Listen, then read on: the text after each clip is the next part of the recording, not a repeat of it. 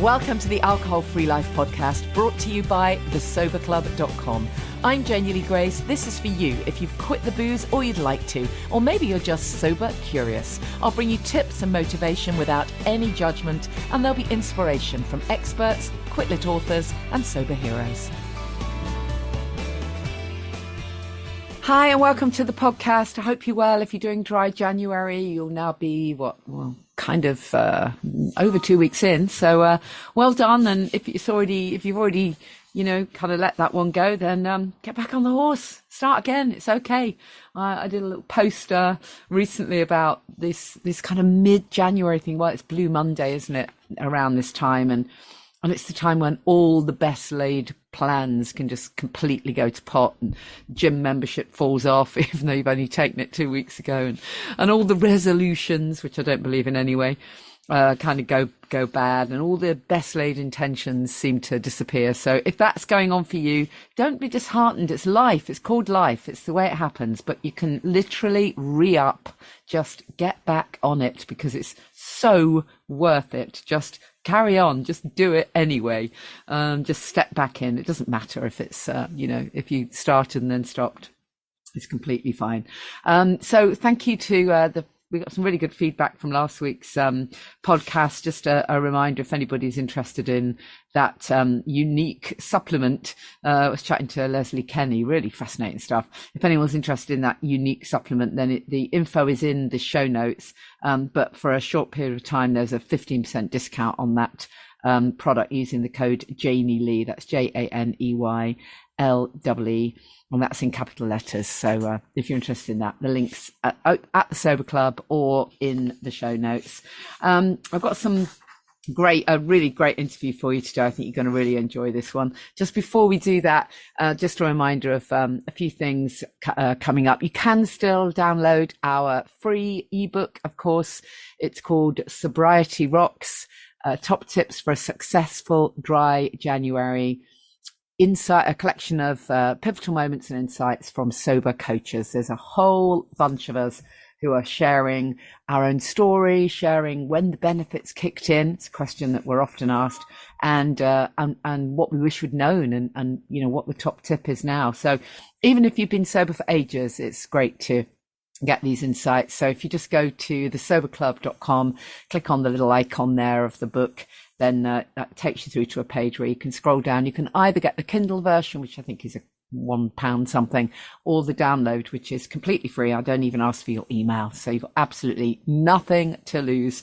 So do that. And in return, if you would go on to Kindle or Amazon and leave us a review, if you like the book, a nice review, then of course we'd really appreciate it. And I've got a few more clips, a few more tips from coaches, audio clips from some of the coaches who shared their insights in the book to share with you today as well.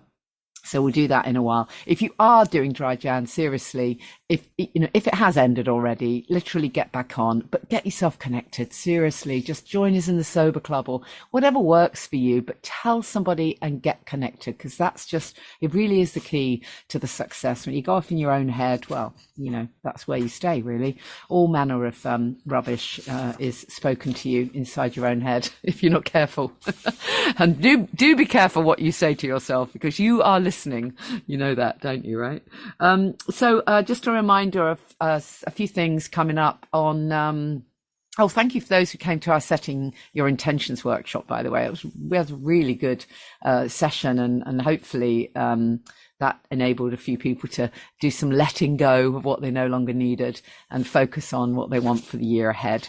At some point, I'll grab a clip from the session with William as well and share it with everyone, because there's some really interesting insights there into how the brain works and why it is that we say we want to do something and then suddenly we're headed down a different path. And it's almost as though we don't know what's hit us, but the reality is there is always a lead up. When you do go against your own commitment, when you do, in inverted commas, relapse, hate that word, but you know what I mean, there's always a lead up to it. It's never instantaneous. There's always been a thought process, even if it's this, that something has triggered you, there's something from the past that always reminds you of drinking alcohol. There's always a reason. And when we can get a sense of what might be going on for us and we can notice our thoughts, that's when the changes can come about. We have to be able to put the pause in and notice our thoughts. Is so important. So anyways, thank you to those who came to that. And then in January, another reminder of Andy's event. Andy from After Party, one of our coaches, who I think we've got a little clip from Andy this week, is hosting an event at Love From in Manchester, and that's on Sunday, the 21st of January, and I'm going to be speaking there. Really looking forward to getting up to Manchester again. It's exciting. It's such a cool place. I love it. So looking forward to being part of that. If you go to thesoberclub.com, click on events, you can click through to get a ticket for Andy's event. I think it starts at 3:00 on Sunday, 21st in the centre of Manchester.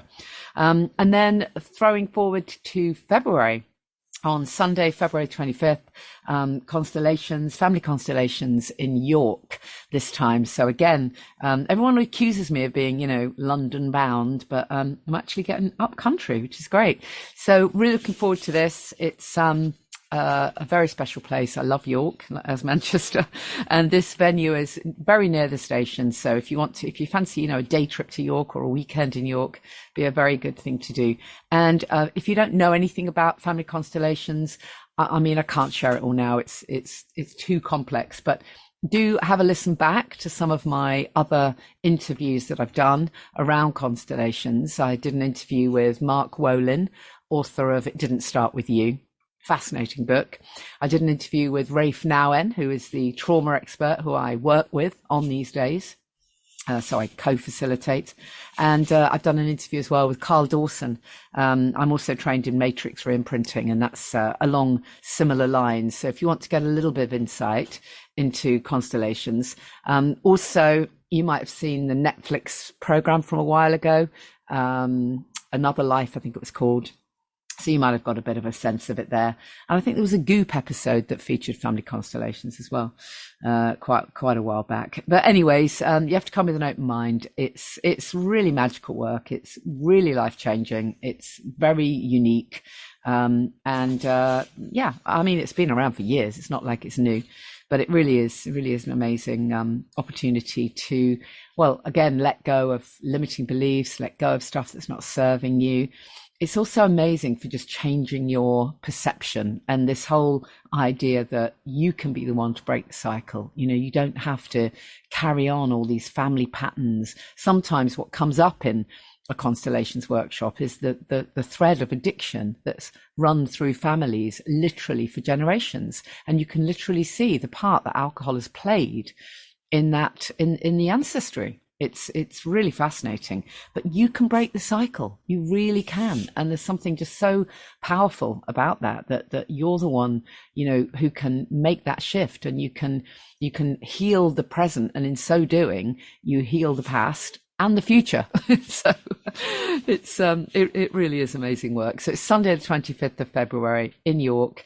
And again, if you go to thesoberclub.com and click on events, you can grab a ticket for that. Places are limited. The room is only a certain size, but it'd be fantastic to see you there.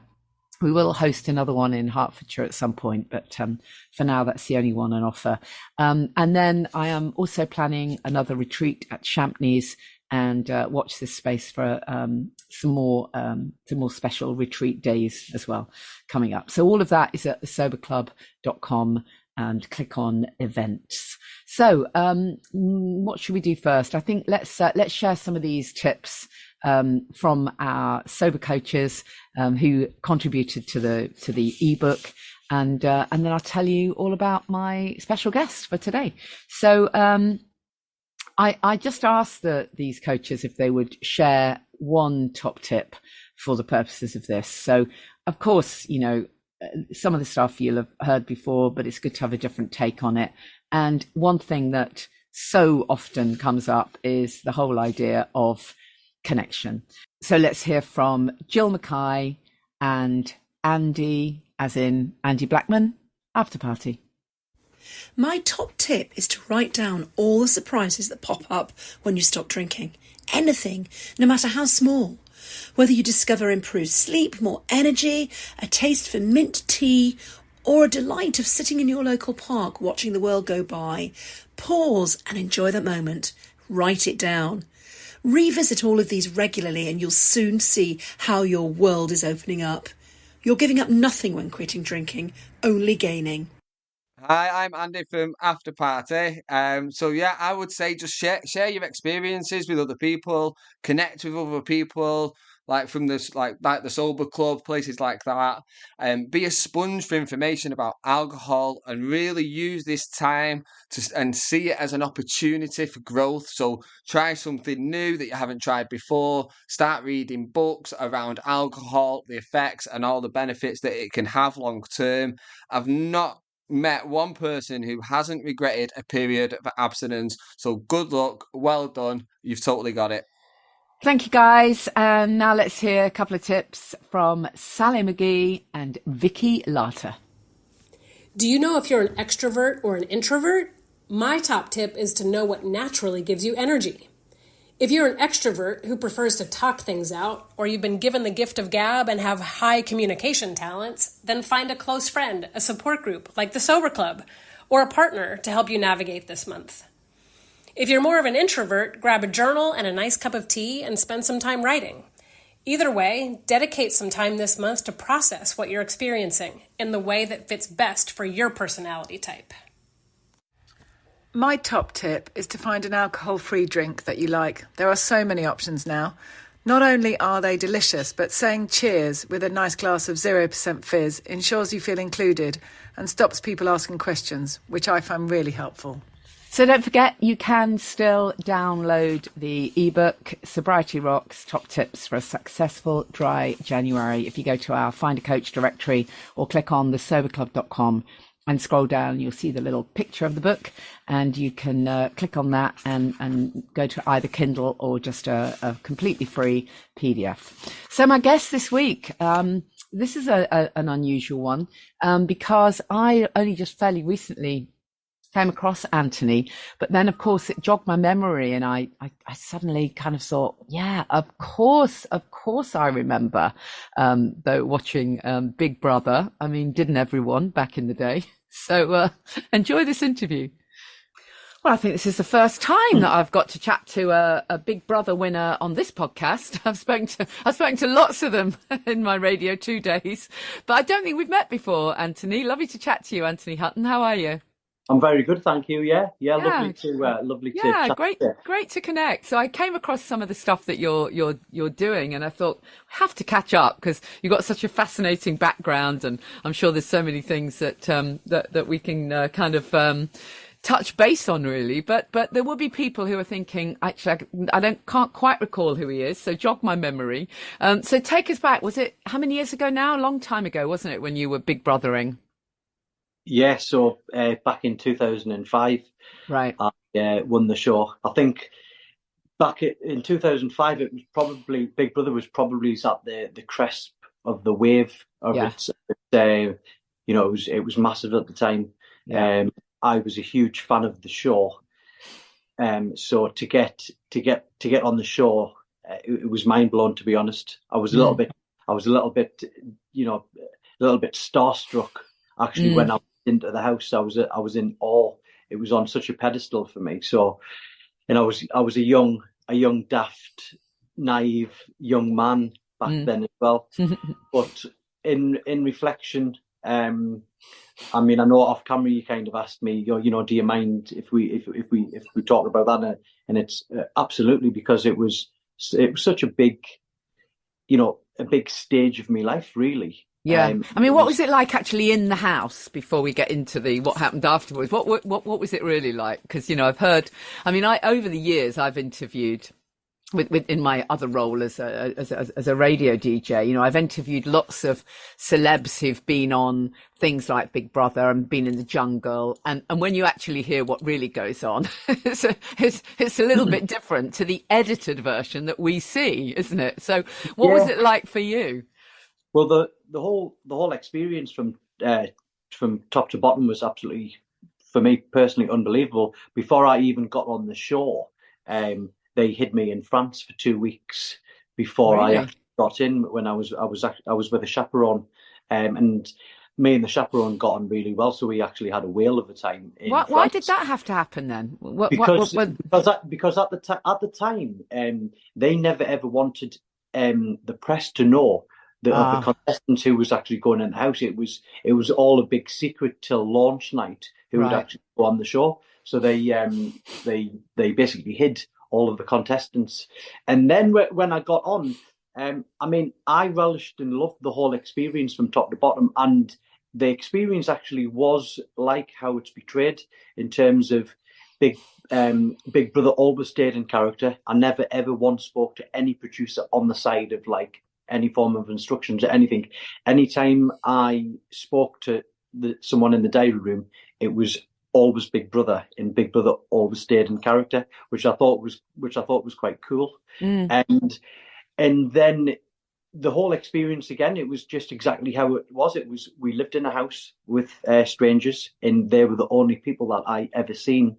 And I was in there for nearly 3 months, 79 days, I think I was in. Oh wow! Is it as long as that? My God, I'd forgotten it's that long. I don't think it's not that long now, that long on the telly. No, but back, I mean, they even had you could even watch it 24 hours of the day. I think it was on. Right, I remember. We used to tune in and watch you guys sleeping. Yeah, bizarre. But yeah, and like I said, because I was a big fan of the show and I was over the moon to be there, I just like every single day was like Christmas Day to me. Like I was just like relishing the whole experience. Every task I threw myself 100% into, and yeah, I think having that positive mindset and that positive, that positive energy, I think that was one of the things that probably helped me win the show because I was so positive about it. And did you stay connected with any of the other housemates? I did a little bit for a period of time. It was such a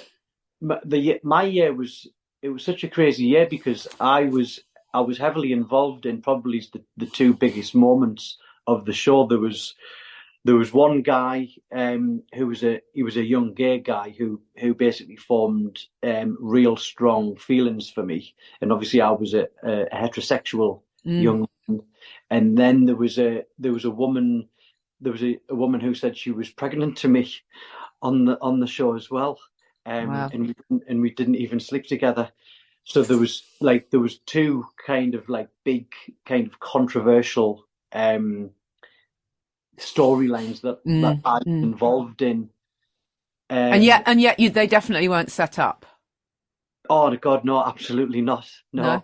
absolutely not. Yeah, I mean, if it, like I've got nothing to like. If they were set up, I would say.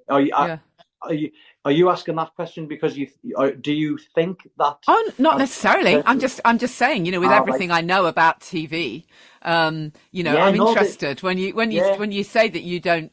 That for you, you because often when I've interviewed celebs who, particularly if they've been in the jungle or whatever, they often say, "Look, I mean, it always makes me laugh because they always say, there is this sense that you are."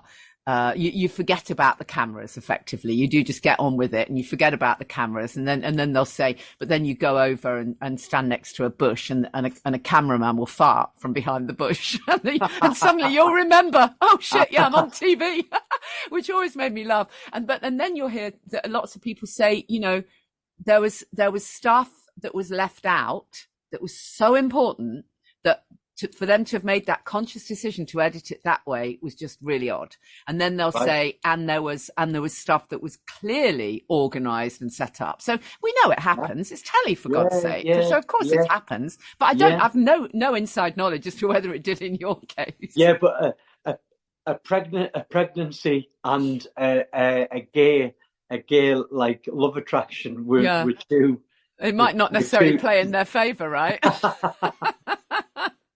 Yeah, that's true. Yeah, but what was crazy about the pregnancy one, the girl, she didn't tell me that, so she didn't tell me anything. But yet she was going in the diary room and telling the whole nation all of it. Oh my goodness! But she said she said that like about 16 hours after the incident had happened, she'd thought she asked for a pregnancy test, and she was such a drama queen. And then, but it didn't fare well for her because the whole nation knew she was lying, and Wow. she was really, really badly booed when she came out. But I only found out that information Afterwards. Wow. with my first interview with Davina McCall. Yeah. So Yeah. I was completely thrown. She was like, so Macaulay said she was pregnant to you, and I was like, what? What? Like, I was completely thrown. And then, like I said, there was a young gay man that was, he was very. It got quite bad how relentless he was in terms of like basically kind of coming on to me, and he was obviously battling with himself because we were friends, but that was a unique experience to go through as well. But yeah, so to answer your question, I kind of cut off my friendship with the gay guy because he was just too much, and then slowly but surely kind of distanced myself, really, not on purpose, just with there was only a couple of people that I got on with, and Yeah, sure. So yeah. And so when you came out, then, I mean, you've spoken publicly about the fact that you obviously made a lot of money. I guess the prize money is huge. And you've spoken a little bit in the press about how you went a bit nuts for a while and spent it all. So tell us a bit about that period of time. Yeah. I mean, so like in reflection, it was the Big Brother experience is a very, very unique, extreme hit of fame. I always mention it when I do my public speaking. When someone's famous, I don't know if they're an actor or whether they're a band, they've spent years working towards it, haven't they? Yeah, there's that. Yeah, and they'll probably be able to see that gradual, like, oh wow, like more people are coming to the gig, more people know about us. Things that I'm landing bigger acting roles. Whereas my experience was I lived with my grandparents and my mother in the north in County Durham, and then basically went in and lived in the Big Brother house for 3 months. Came out to fireworks. The first person I spoke to was Davina McCall, and there was endless amounts of people shouting my name with my name on their posters. Yeah. And then, so it's totally unreal, isn't it? Totally unreal experience. Yeah, crazy. For a young guy. And then I won the £50,000 for winning, and then the next day I had round 7 agents wanting to meet me and sign me up. This was on the Saturday, the day after the Big Brother, the day after winning Big Brother, and then the same day on the Saturday about 12 midday, I'd signed with an agent, and then they'd got me a £200,000 OK photo shoot, and got whisked off to go and do a photo shoot in a flash London mansion. Right. So that's just the first 2 days. Yeah. So my world completely changed, and then I kind of tried to capitalize as much as possible. I certainly deludedly thought, well, hey, this, I'm living the dream here. This is just going to last continuously. This is going to last forever.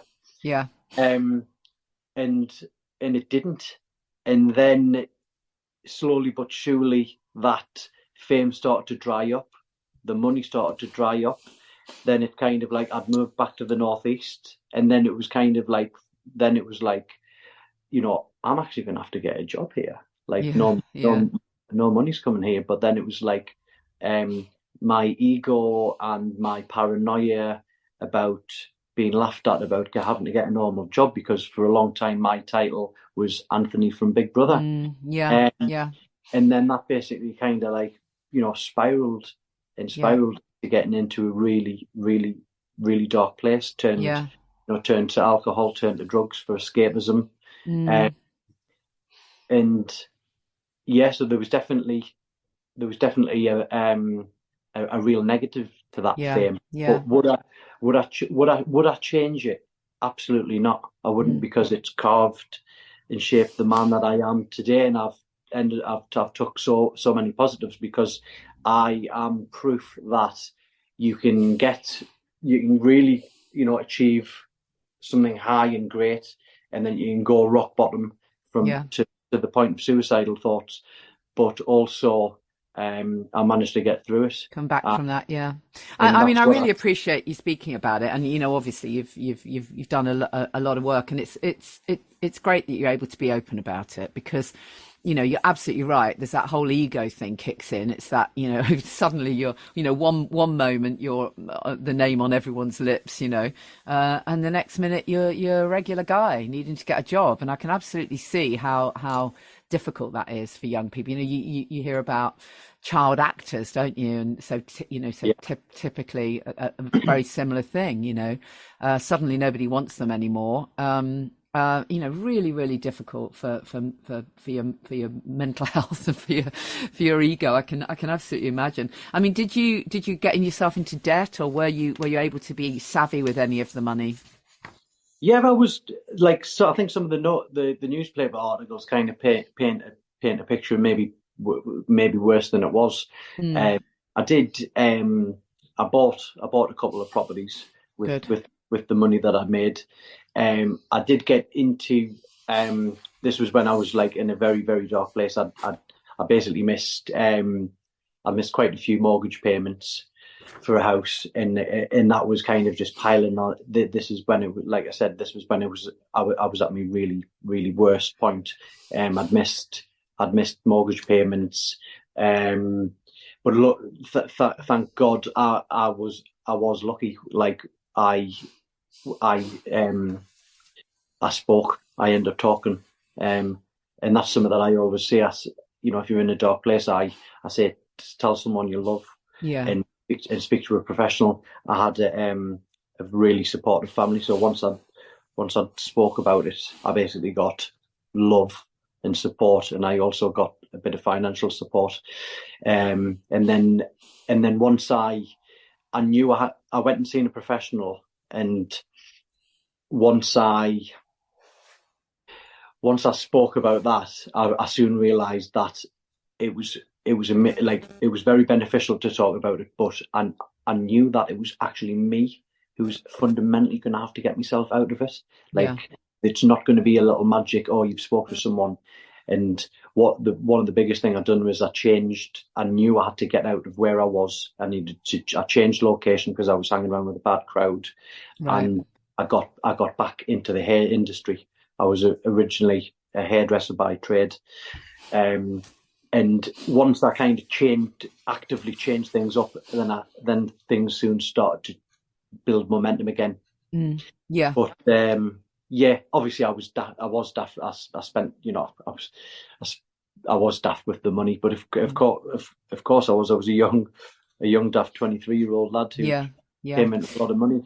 Yeah, sure. Do you, just back on that Big Brother thing just for a moment, because I think people will want me to ask you the question. Do you think that more should be done? Do you think that TV companies should take more responsibility for people on reality shows? I mean, in recent years, we've seen a lot, haven't we? We've had the whole Caroline Flack thing. There's been a lot around reality shows. What's your view on that? Having been part of it, and you weren't exactly left unscathed. Let's face it. Is there more that could have been done to support you, do you think? Yeah. So it was back in 2005. And there was very, very little support. There was something called the care. It was called the care team, and the care team, basically all they done was lined up the agents. Right. And then I met with a psychologist once. There was in reflection, I was just literally kind of just left to fend for myself. Yeah. But in their defence, back in 2005, the word mental health, well-being, people weren't talking about it as much. No, it wasn't a thing. Like male suicide or suicide, it wasn't that much of a thing. So in their defence, I don't think that we were there as a we just weren't there, to be honest. I think it's, you've had a couple of cases from Love Island. Obviously, it's getting more and more, and I think we're starting to actively do things, and we're getting more knowledge of it. So I think it is getting better. But from back in 2005, it wasn't really a thing. Makes sense. Yeah, it does. Yeah. So you turned your life around. You opened your barber shop, Mr. Hutton's, and since then, I guess, and also you became a keen boxer as well, didn't you? Yeah. I think I'm having another. My wife thinks I'm a lunatic because I'm 41, but I think I'm having another one. Oh God. I love the sport of boxing. I'm a big advocate for. I think everyone should be able to know how to defend themselves. Yeah. I think kind of a martial art or boxing should be like swimming. It's just something that you should be able to do. Yeah.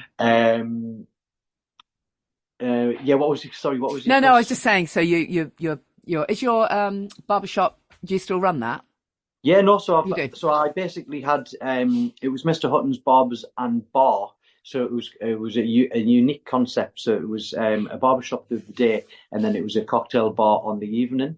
So I had that for just under 10 years, and I'm trying to think how long I've come out of that business. Mm-hmm. I've got a little 2-year-old, and me and my wife, we've got another one on the way. Mm-hmm.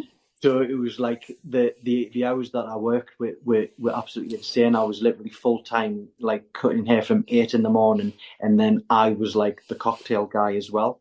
Yeah. So I was just my day was from 8 a.m. till 2 a.m, because the bar it was like a mini nightclub. So I've come out of that, and opening it was one of the best things that I ever done, and coming out of it is one of the best things I've ever done, because I've got my Saturday nights back now, and it's given me the opportunity to pursue this Never Throw on the Towel project. I was just about to go on to that. Just before we get onto that project, which I really want to talk about, am I right in thinking then that you've also quit drinking or got a different relationship with alcohol? Yes, I'm definitely. So I'm not teetotal. I'm not teetotal, but I'm not good. I'm not good with that. I'm not good with alcohol. Mm-hmm. And when I was, when I went and seen a professional and stuff, and I was kind of like talking to him about the alcohol and the drugs and stuff, it was apparent that, I'm not good with. I just shouldn't like drink alcohol, really. I would argue that no one should.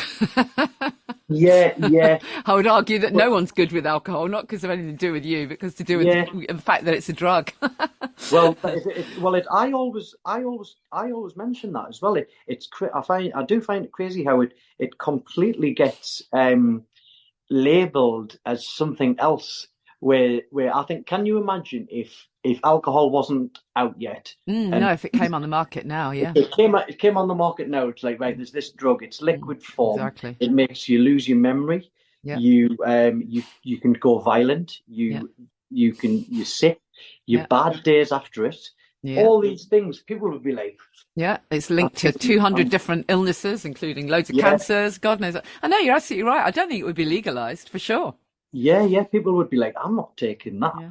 But you're right, the link between alcohol and mental health. I mean, just not enough people talk about it.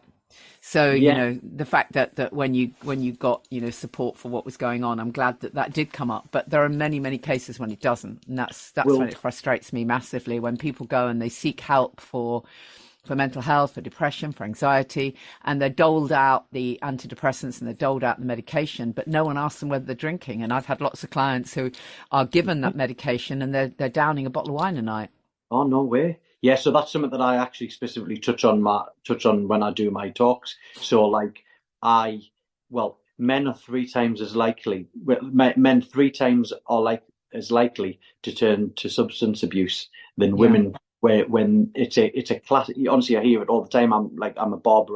Well, I was going to say, as a barber, yeah, exactly. You get to hear what. I talk to men for a living. I talk to men And do you for a find they living. really open up to you in the barber's chair then? Yeah, well, that was the barber chair. Like me being a barber was one of one of the main things that give me the nudge to start actively doing something about male suicide and men's mental health. I've had quite a few extreme cases. One case where I've actually had a client, a stroke friend, live like at my wife's house who was on the brink of committing suicide. Wow.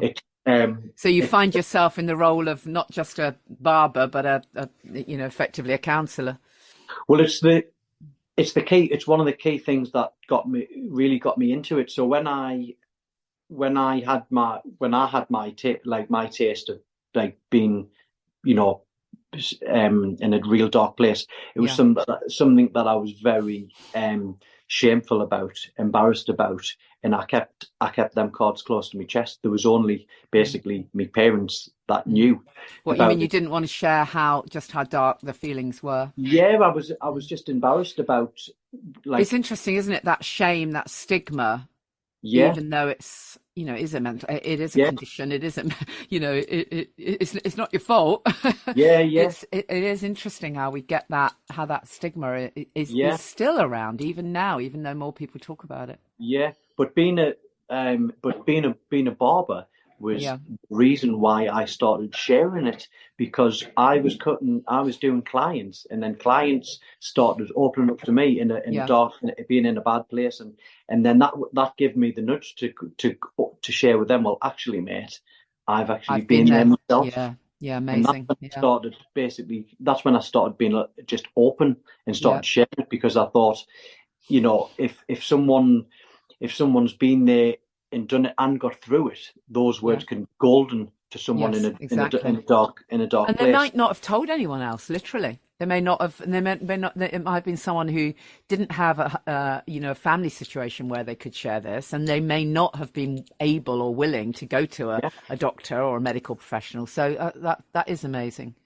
Yeah, absolutely. I've literally just done a post today on LinkedIn saying, is there a better place for a man to talk than the barber chair? Yeah, brilliant. It's just blokes just naturally talk.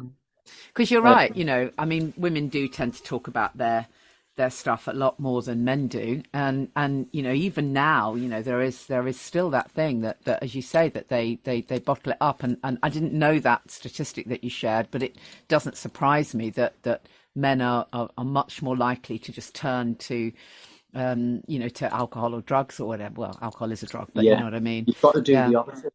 You've got. I touch on it. Like when I opened the bar, I just I knew that was a potential absolute complete red flag. So I just now I became extremely disciplined.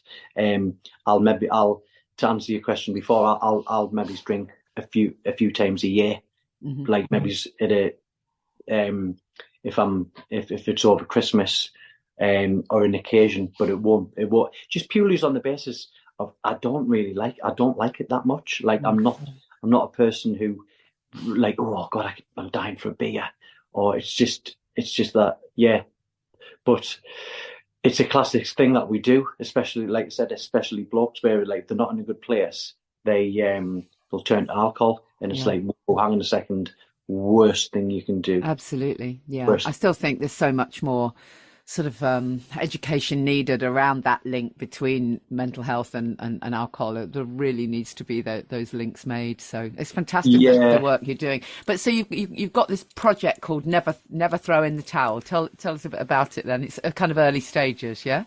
Yeah, so the Never Throw in the Towel. So the Never Throw in the Towel, that was the final stage. So I'll tell you where it comes from. So basically, I got brought up by my grandma and my mum. So I had like two mums, which was absolutely unbelievable. And so when my grandma passed away, I'd done my grandma's eulogy. And right at the end of the eulogy, I used the words "she never threw in the towel," and that was to describe the way that she dealt with cancer. She got cancer in 2014, and she had such a fighting spirit towards getting cancer. She changed her nutrition. She pretty much went plant-based because she'd done like loads of research, and she was so positive, and she lasted up till 2021 is when she passed. And anyway, after that, I tried to put a positive spin on the eulogy. Said we should all have that attitude that my grandma had. And anyway, after the funeral, a gentleman came up to me who I'd never met, and he was like tears were trickling down his face, and he came up to me and he said, "Thanks so much for that eulogy." He said, "I knew your grandma; she was an absolute amazing woman." Anyway, on that night, I had a message request on Facebook, and it was from the same man, and he sent me this big long message saying, "Just wanted to share with you that I've been massively struggling with my mental health, and I've been having suicidal thoughts, and the words that have stuck out to me in your grandma's eulogy is never throw in the towel." And I'm going to live by that. And it just really hit me, and I just thought, you know what, I am going to do something about this problem, because I've crossed paths with it too many times. And so I literally just started. I hadn't a clue what I was doing. I just started Googling guest speaking. How can I get into guest speaking on this topic? And randomly, a woman who I'd done pantomime with years ago randomly got in touch with me. She lives in London. She's got a project called the Happy Me Project. Holly Matthews, great woman. She said, "Oh, listen, I've got an event. It's in Newcastle. Obviously, you're local, a local face. Would you mind being on the panel?" And I said, "Oh, right, okay. What's it about?" She went, "Oh, well, like it's a mindset, well-being, mental health, and I've got like a lot of guest speakers." And I was like, "Hang on a second." I went, "What, you've got guest speakers?" She went, "Oh, yeah. I went, "Would you mind if I be a guest speaker?" And she was like, "Anyway, what about?" And I said, "Oh, well, about mental health. I'm a barber. She went, "Okay, well, what do you want us to call your talk?" And it was like, "Never throw in the towel." Yeah, perfect. And honestly, it's just snowballed. So there's two things that I do with the Never Throw in the Towel project. One is I do the guest speaking. I also tie that in with the pop-up barbershop as well, because that's cool. So I'll go into a workplace and I'll do an hour's presentation, stroke talk on men's mental health, suicide, and then I have a pop-up barbershop. So I'll cut. Oh, I love it. So it's kind That's of like a great idea. Yeah, I love it. It really just encourages conversation, and the concept works brilliantly. Yeah, fantastic. And then I've got and then I do a man's retreat where once a month I run. It's free to attend, where we get out in nature. There's a brilliant forest not far from where I am, Hampsley Forest. So we go on a walk and talk. I take a boxing session. We do controlled sparring, and then we do breath work. We go all barefoot. We connect with nature, which there's so many health benefits from actually earthing and connecting from nature. Totally.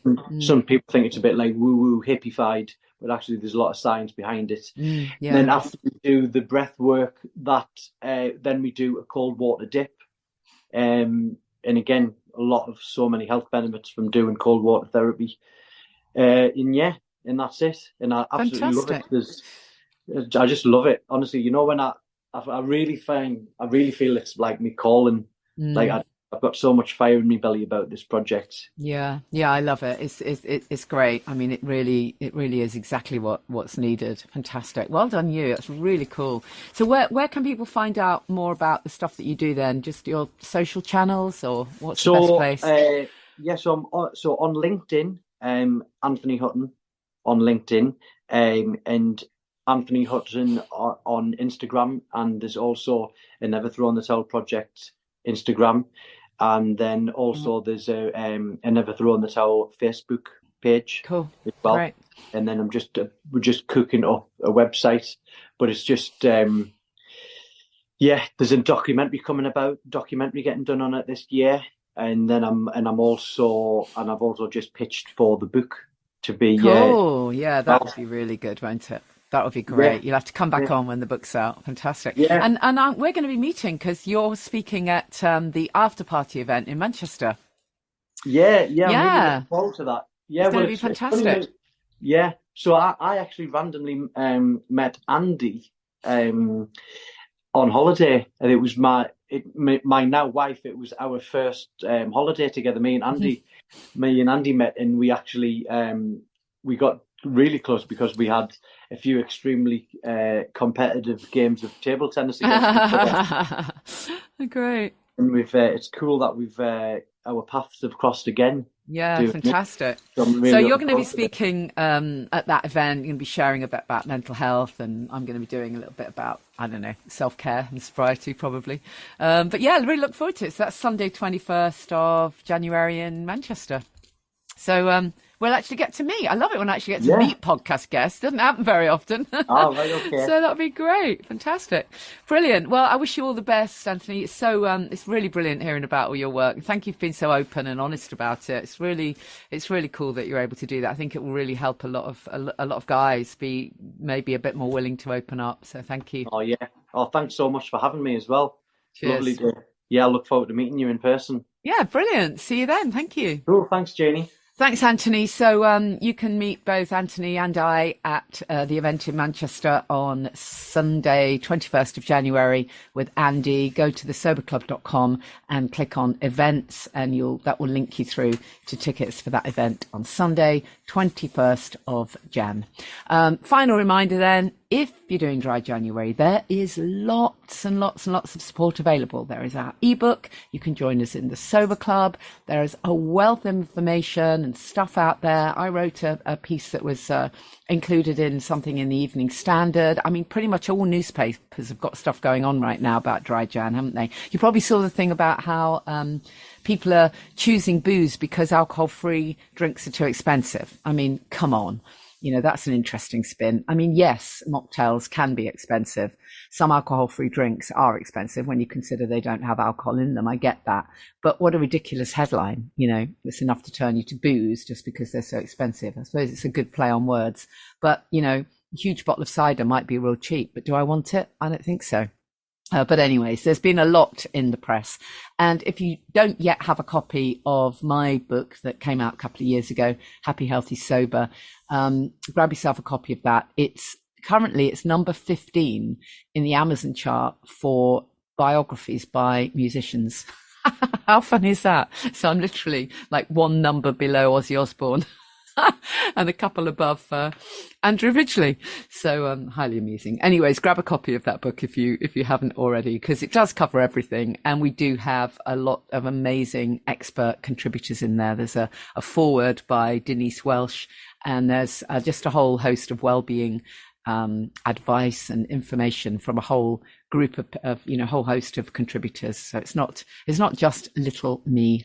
Don't forget, tell someone you're doing this. If it's early days for you, please have a big hug from me. This is the best thing you will ever do for your health and well-being. Don't let anybody tell you anything different.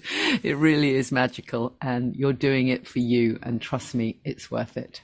See you next time. Thank you for listening to the Alcohol Free Life podcast, brought to you by the Sober Club. Please rate and review. And if you want support, accountability and inspiration, and you want to live your best life without the booze, check out thesoberclub.com.